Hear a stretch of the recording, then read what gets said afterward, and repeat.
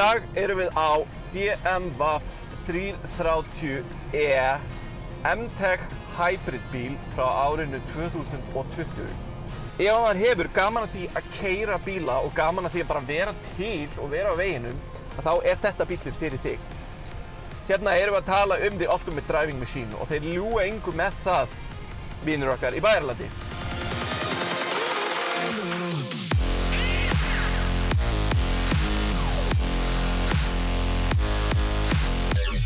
Þessi bíl er ekki sérstaklega praktískur, en það er lítið mál að koma barnabílstól í aftursætið.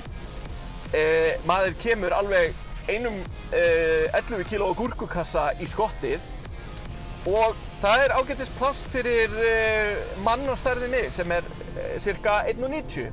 Nóg pláss fyrir fætur og svona þokkarætt í höfuðið. Það er sport setting og það er hybrid setting og það er rafmagns setting. Jú, þetta er hybrid bíl, þannig að maður getur keyrt auðvitað á batteríunum einu saman og dregur hann einhverja 40 km plus mínus eftir veðri og svo framvegis. Þannig að fyrir snattið innan bæjar þá getur bara verið á fullu rafmagni og bara allt í góðu. En svo þegar maður fer út á þjóðvegina og er að hafa pínu gaman og vill nota alla 290 hestana, þá skellir maður í sport og þá er maður með bensínið og við það bætist svo rafmagnsmótor á sitthvort dekkið. Þú ert með 290 hestöfl undir hægri fæti, þú ert með afturhjóladrifinn bíl og þá ertu á BMW. Mér finnst ef maður ætlar að vera okkur svona sportlegu minni BMW að þá eigi hann að vera æpandi appelsínugulur eða neongrænn eða eitthvað svona sem að hressir upp á lífið og tilveruna. Svo ef að ég ætti 7,5 milljónir sem var að brenna gat í buxurnar á mér, að þá myndi ég ekki borga krónu minna en 8 milljónir fyrir þennan bíl.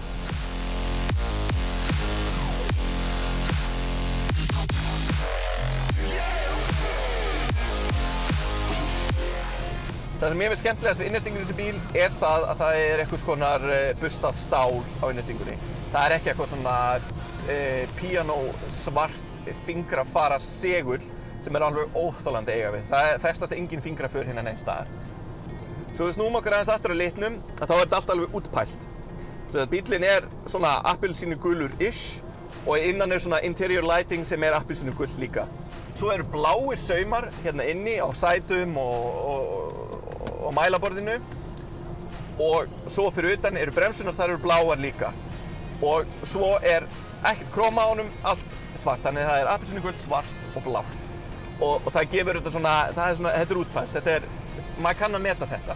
Sko, við skulum hafa eitt á kristaltæru, þótt þetta sé M-Tech bíl, að þá eru bara M-Tech look hlutar. Það eru sem sagt bara bitar hérna innan eins og sætin og stýrið og svona dót sem að berast þess vott að þetta sé M-Tech bíl. Að utan eru hlutir eins og framstöðarinn og svona lítill spoiler lip á skottinu sem að gefa þetta í kynna að þetta sé M-Tech.